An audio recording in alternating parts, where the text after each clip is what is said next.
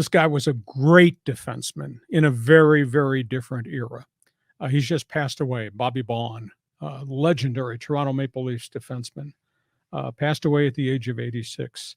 Hockey Hall of Fame. He spent 17 years in the NHL. Think about that wear and tear factor. Played 14 years Toronto Maple Leafs, then went to the Detroit Red Wings. Former MVP of the Stanley Cup. He won 4 rings with the Maple Leafs in about an 8-year span. Wow. He was just kind of the anchor on the back end. His nickname was Hard Rock. He was, I mean, we're talking old school, 5'8", 5'9", built like a cement block, and just you could not get in front of the net. He was just great.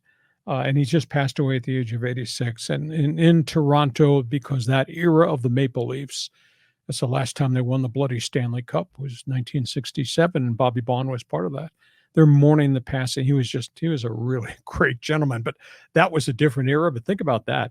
And here's the asterisk to his history of stats. At the end of his career, he played in the Stanley Cup Finals with the Red Wings on a broken ankle. Oh my God. And that was before he got hit by a shot. Mm-hmm.